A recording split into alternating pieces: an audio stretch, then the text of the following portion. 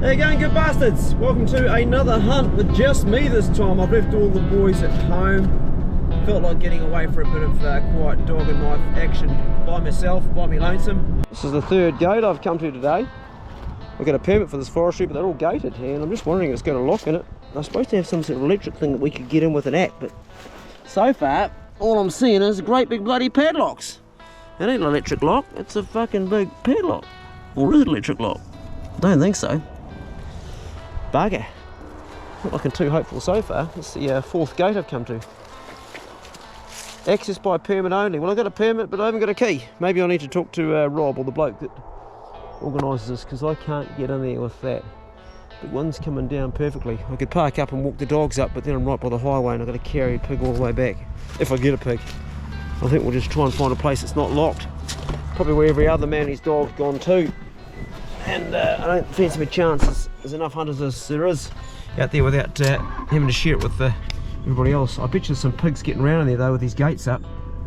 Right, I better do some investigation, do my homework, because obviously there's a system that I just don't know about. And it's probably going to be picking up a key or something, or a ballot system. But they didn't send an email, so I don't know.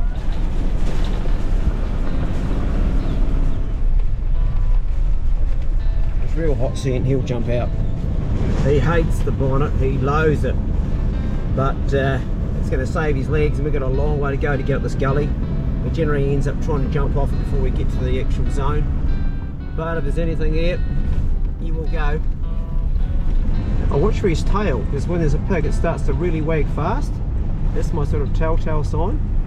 There's a few wee wags, but nothing really tell me what's going on, but if it's a really hot scent, that old tail starts to go.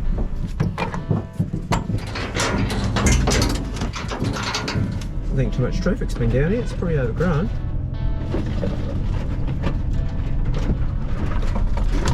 No, my luck, there'll be a big pine tree down here somewhere. Oh, Johnny having a poop. Oh, there's a pine tree right there, just said it. I think we can get into that one alright. Doesn't surprise me though, this hasn't been looked after for a while, this place. I'm going to go right there, just squeeze under it. I've let all the dogs out because the wind is coming up here. It's coming up the spur. This is all open, this face over here, it's all been logged, but there's some small trees down here. One thing I'll say about Johnny, he's bloody keen. He's taken nut right down there. It's highly likely there's anything down there, but he's giving a good look out. No nuts following him. Johnny's actually leading, believe it or not. Just having a good old look. It's been all root raked this today, so it's been turned over a bit. Digger's been in there. Good to see Johnny leading down there. He's leading Nut down there, and Nut's the main dog. Got a lot of hope for that dog, really have. Old Poe's just watching going, what the hell are you guys doing? Johnny's coming back up too. And they had a good look. That's good hunting as far as I'm concerned. They went the distance, and it was Johnny that led him down there. It looks like we've got here a bit late. This has just been rooted up today. Literally, look at this here. Just today, but pigs are gone. Well, Pace is tracking a pig by himself. He's gone down there about 200 and something. Oh, he's not that far. 156 now. He's going along to the road. Johnny's just down below me here. The pace is now 855, still tracking it. I think I'm going to jump in the truck and go 500 up so I can keep comms with him, because he's got a long way up. All the dogs have gone up this gully, and they are all in pursuit of the same pig the pace has been chasing for the last hour. By now it's got to be getting tired. It's waiting for a bark. They're all together. They've all gone straight up here, doing the nice turn. It suggests a pig. Oh, this looks good. This looks very good. Oh, I'd love to get a pig. It's a steep gully up there, but I'd be very happy to crawl through that shit if they're going to catch something. They're all together. That gives us a chance.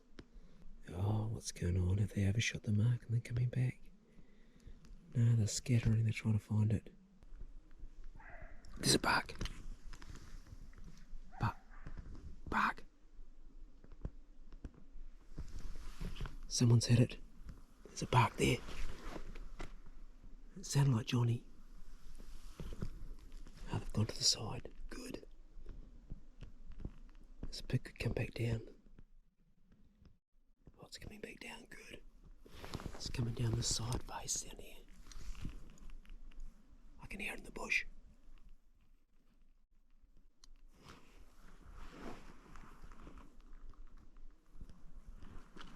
Oh, it's going to come back down.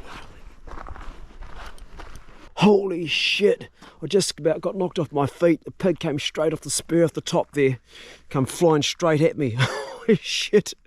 Dogs have gone running past. They've gone up the road and one's got the bank and Nut's gone down here. So I've got to get back to the truck and see if I can track it. I don't think we can catch that. That pig's running flat knacker. Holy shit, that gave me a fright. Oh gee, I think I've wet myself. Right, if we get in the truck. Geez, my heart's palpitating.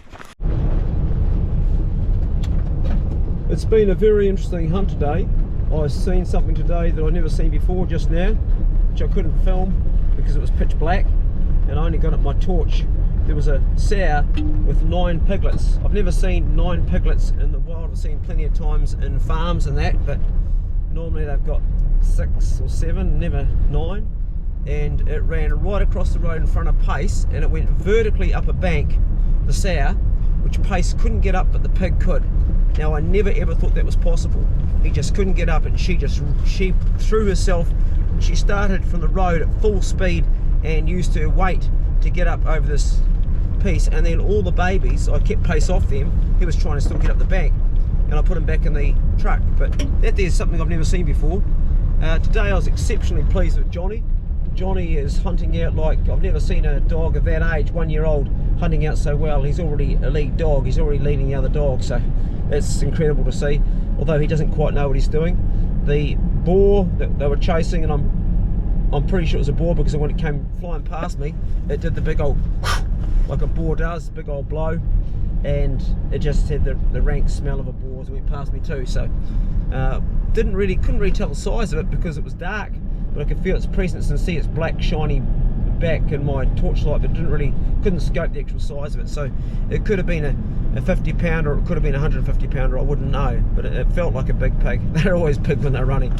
Anyway, he's buggered and I'm buggered too. It's nearly 8 o'clock and we're going to get home now. So thanks for watching, guys, and hopefully next time we've got something a bit more exciting than just talking and chasing pigs. We catch one, but that's the nature of pig hunting. Sometimes you don't always catch. That's why it's called hunting. Otherwise it'd be called catching. We've just come home from hunting and this is what's in the sky. The Aurora. It's absolutely incredible. That's amazing. Apparently it's putting out some sort of electrical wave that could possibly interfere with communications, but so far I've got no problem with my communications here. It's incredible, quite mind-blowing. Look at it going to the sky. I've never seen one like that in my whole lifetime. My son sent me pictures from down south in Milford. Wow. How you going, team? This is Johnny. And here's my new dog from Richard Ware. Really, really good pig dog. He's only a year old and he's going particularly well. So Pace is down here right now, just waiting for a bit of a bark or something to happen.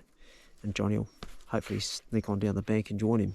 He has actually been running with him and even leading. He's quite a lead dog. He's been taking his own lead. He's got a really good nose and a huge prey drive. Anyway, I'll stop yakking and we'll carry on down this gully here and see what we can find down here. Well, I've put all the dogs out now, give them a run down the gully, smell the scent of all the other pig dogs that have been hunting here this morning. Look at them sniffing around the tree and pissing on everything. Definitely been dogs in here this morning. Doesn't make great for catching a pig, but give them a run anyway and we'll see what we trip up over down this gully. You never know. Nothing ventured, nothing gained, as I always say. If anything, the dogs get some exercise. I don't get much. I sit on my ass in the truck, not until they ping something and then I've got to jump out and run like a mad bastard and try and keep up. Oh, Johnny's got good legs. Boy, yeah, he's got good legs. He smokes Pace and Pace is pretty fast. Ideally I let the truck sit back, but the dogs get ahead, keeps the noise down, gives the dogs a bit more of a chance of being stealth. Pace keeps on getting some scent around here. The main dogs aren't getting. Keeps on going back over here. I don't know what that's all about. Maybe something's passed through, it's older scent and the dogs can tell it's older. Anyway, Johnny's kind of sticking with pace now. Pulling that up the front. Great big pig just came out here. Nut just ran back after it. The pig came straight towards me and Nut nearly headed it off. I don't know if they're going to catch it or not. Oh, lucky I'm up here, it would have knocked me over. Come flying through here. Nut's tracking it. It went full tit. Oh, right in here. Dogs are trying to... There goes Johnny. There's Poe. Oh shit, so Nut's back after it. Get it. They must be smelling it through there. Poe, come. Poe. It was so close. I don't think they're going to get it going. It's running full tit.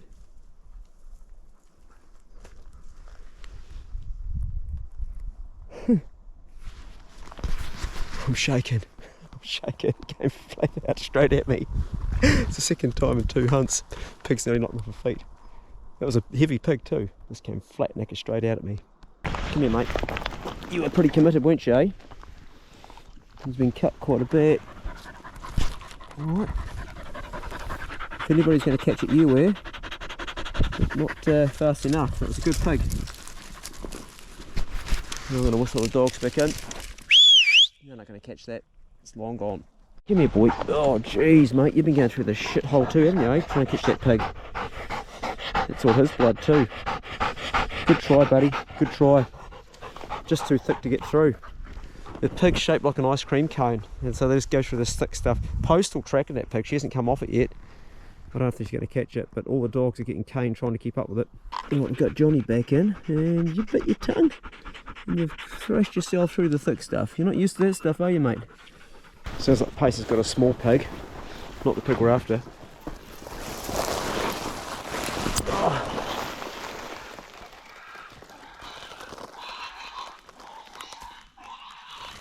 Bugger. It's not the pig I was after.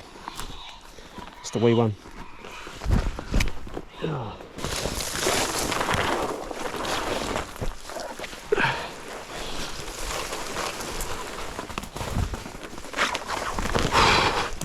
Get Pace, get in there. Well, this seems to be a bit of a pattern really. We got onto a really good pig and then the dogs ran through this small one here and oh, they gave it arseholes. They're all being thrashed. Look at the state of poor old Nut. You okay, Nut? You okay, boy? He was chasing the pig. It came straight out towards me. You right, mate? Gave it absolute arseholes. It was a good bore. Gave me the shits actually. I thought it was going to knock me off my feet like last night, the pig that just about did. Johnny gave it arseholes. Good boy, Johnny. Johnny actually was covered in blood, although he's been through some bush and washed it off, but he got smashed too. He had blood coming off his tongue. But just a little pig, I don't know. Might be 30 pound if you're lucky. Nice paint job on it. Oh, we'll take it out and hang it up and butcher it. Got to go back through this. So we were chasing today a pig that was probably about 120, 130, come straight out. I thought it was going to knock me over on my feet. And this is a place where I've taught a lot of young fellas to hunt up here, and it really brings back a sad memory, because one of the young fellas I used to take up here actually took his own life. How it makes me feel to be back in this bit of land where I taught him to hunt and where he caught his first pig with me. Come on. Here's a wee treat for the dogs for crawling up the devil's anus to get that pig. Bo. Nut, not for Poe. Nut. Johnny, up. Good boys. Get in. Good dog. There you go, Nut. There you go, Johnny. There you go, mate. Good boy. Right, we'll bust out of here. Keep you open for pigs, mate. They're still running around here somewhere. So this young fella that contacted me, he was 13 years of age, and he contacted me himself. He said, would you take me out for a hunt? I said, yeah, mate. And he said to me his dad wasn't interested in being a dad, and his dad had started a new family, and he said he went and stayed with him, and his dad was just not interested, and he felt terrible. And that was a lot of his trouble really, was just being rejected by his dad, because every son at 13 wants to shine in his father's eyes.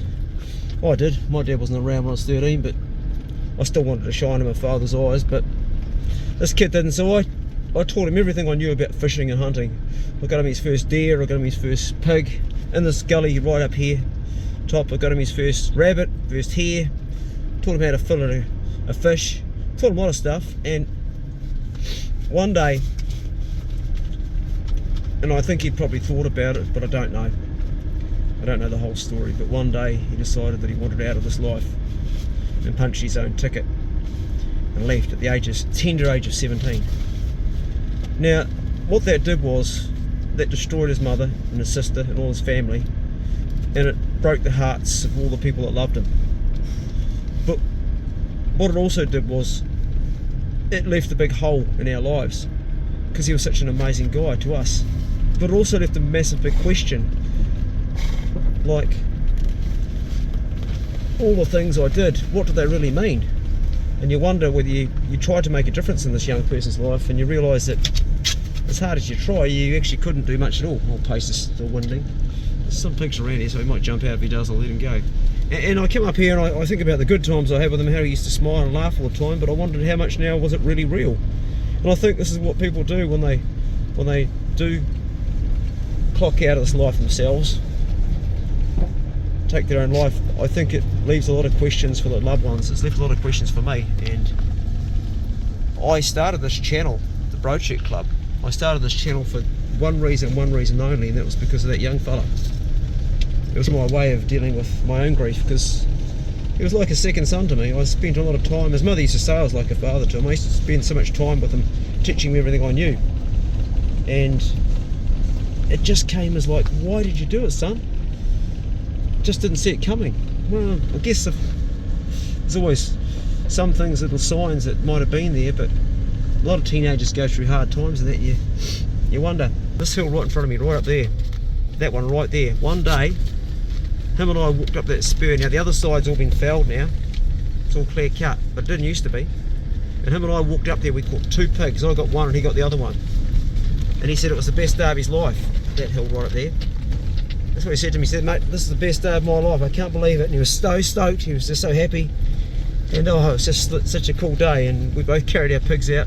And I look at that now and it just makes my heart sink. I just think, geez. Anyway, sorry to rattle on and talk about my own shit, because it's not really about me. It's about the family and the people that really had the major loss. You know, he wasn't my own son, although he felt like a son. I hope in some way that I made a difference, and I hope in some way that I made his short time here on this planet better. I know that I did. I know I did. I only ever did right by him. I always treated him with the utmost respect, and I loved him like I loved my own son, but it just wasn't enough. We sort of looked at him as the future. He was such a good rugby player and such a good pig hunter. He seemed like the perfect young bloke. Pace, what do you do, mate? So I just want to share that was in this gully today. Get it off my chest. Feels better actually talking about it. It always does. And we're going to turn around now and bugger off because it's nearly dark and we're not allowed to hunt in here in the hours of darkness. It's not always like you'd plan, but it's better than coming home with a broken arm or a broken leg, or a dog that's lost or hurt, or you hurt. I think the best you can hope for is to come out of the bush safe and sound and in one piece, and your dog's in one piece. No broken down trucks, no broken down dogs, and no broken down human beings. Be good, can't be good, be careful, and I'll see you in the next one. See you later. Oh yeah, the young guys that were supposed to join me this weekend, both of them cancelled, but one of them is going to come and work for me tomorrow, so he's going to help do a few logs. So he's going to make some money and get a bit of work experience, so that'll be cool. Catch up.